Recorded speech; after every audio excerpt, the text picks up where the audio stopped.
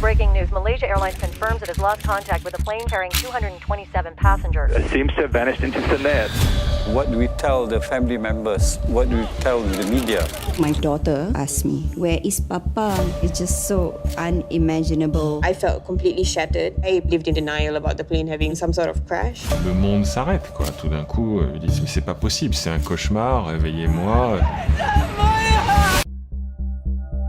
मार्च 8, 2014 रात के करीब 12:41 पर एक प्लेन टेक ऑफ कर रही थी कुआलालंपुर एयरपोर्ट से बीजिंग तक का सफर तय करने के लिए। 227 passenger and 12 crew member on board लेके फ्लाइट MS-370 का लैंड करने का समय था सुबह 6:30 पे, लेकिन वो लैंडिंग कभी हुई ही नहीं। प्लेन अचानक से सारे रडार से गायब हो गई। किसी को भी कोई ट्रेसेस नहीं मिला, ना ही पता लगा कि क्या हुआ उन 227 पैसेंजर एंड 12 क्रू मेंबर के साथ। क्या प्लेन क्रैश हुआ या हाईजैक? तो कहां गए प्लेन के सारे रीमेन, या सच कुछ और ही है? आज के इस वीडियो में हम वही देखेंगे, क्या है उन अनसॉल्व क्वेश्चन का सच।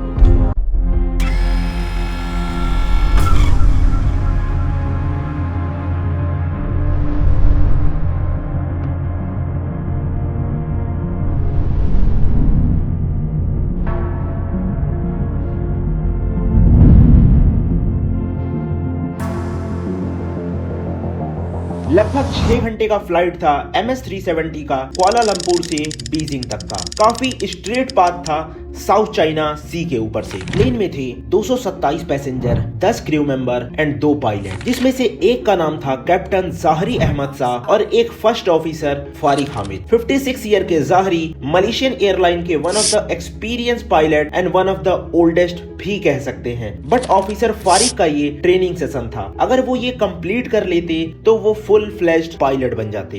रात के करीब 1:06 पे टेक ऑफ करने के अप्रॉक्स 20 मिनट बाद प्लेन मलेशियन कोस्टल एरिया को छोड़ के साउथ चाइना सी रीजन में एंटर करती है और उसके करीब 13 मिनट बाद ही वो पहुंच जाती है jurisdiction of Vietnamese air traffic, जहां पे कुआलालंपुर एयर ट्रैफिक से एक मैसेज रिसीव होता है, मलेशियन 370 कॉन्टैक्टिंग हो ची मिन 120.9। Good night.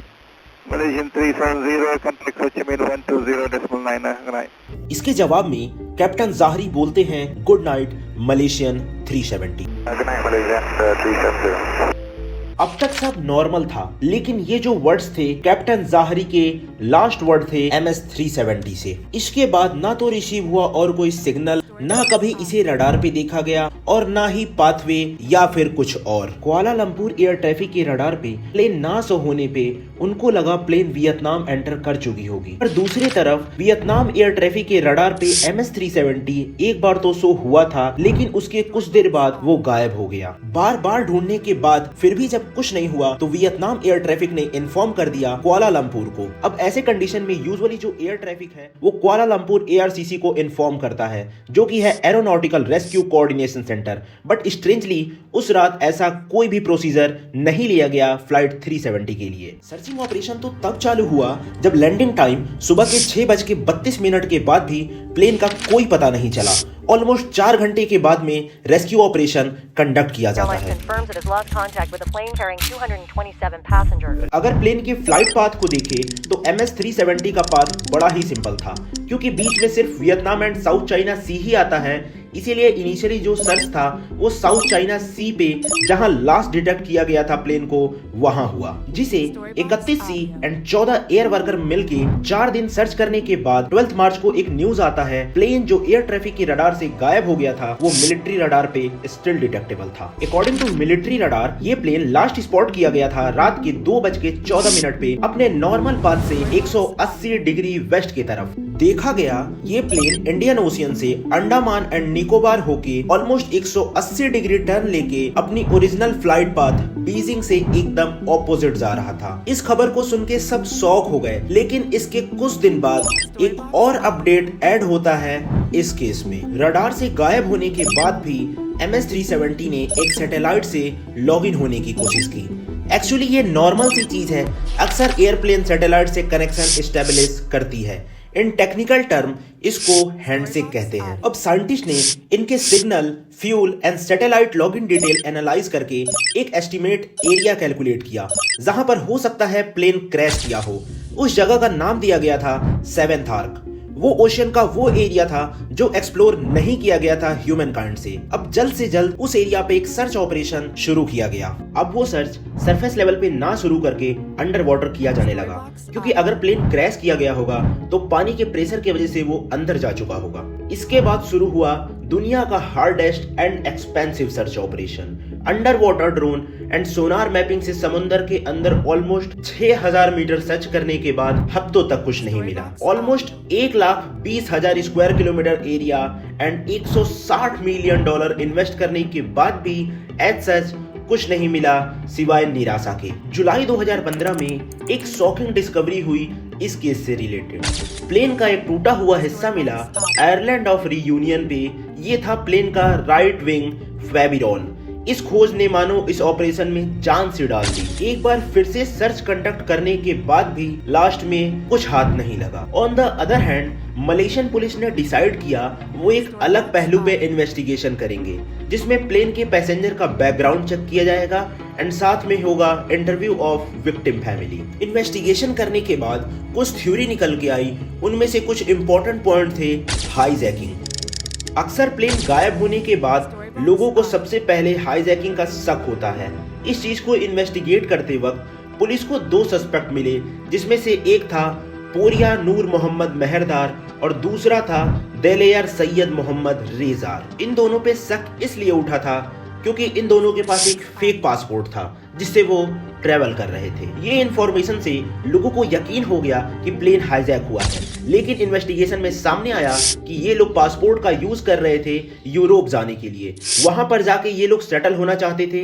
ऐसा कुछ इनके बैकग्राउंड में नहीं था जिससे पता लगे कि ये लोग टेररिस्ट हैं। पर हमारी जो अगली थ्योरी है, जिससे देख के ये लग रहा था कि ये एक रीजन हो सकता है, इसमें ब्लेम था कैप्टन ज़ाहरी शाह पर। लोग बोल रहे थे कि इन्होंने जानबूझकर कम्युनिकेशन ऑफ कर दिया था और ओशन में क्रैश कर दिया। और फर्दर इन्वेस्टिगेशन से पता चला कैप्टन के घर में एक फ्लाइट सिमुलेशन गेम था, जो कि नॉर्मल पायलट्स के घर में होता है ट्रेनिंग के लिए। लेकिन एक स्ट्रेंज चीज इन्वेस्टिगेशन में पता चली कि कैप्टन ने गेम में एक प्लेन पाथ ड्रॉ कर रखा था, जो कि सेम था उस रात के MS-370 के प्लेन पाथ से।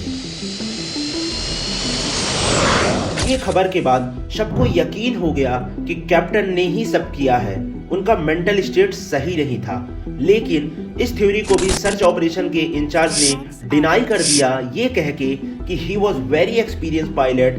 ना ही उनके फैमिली में प्रॉब्लम थी, ना ही उनका मेंटल इलनेस था, जिससे पता चले कि वो सुसाइडल थे या नहीं। ऐसे कर करके बहुत थ्योरी आए, लेकिन किसी के पास जवाब नहीं था इस क्वेश्चन का। कई साल बीतने के बाद फाइनली 2022 में जाके शायद इस मिस्ट्री का जवाब मिल ही गया। Richard Godfrey, retired aerospace engineer, claim करते हैं कि plane was exactly at this position.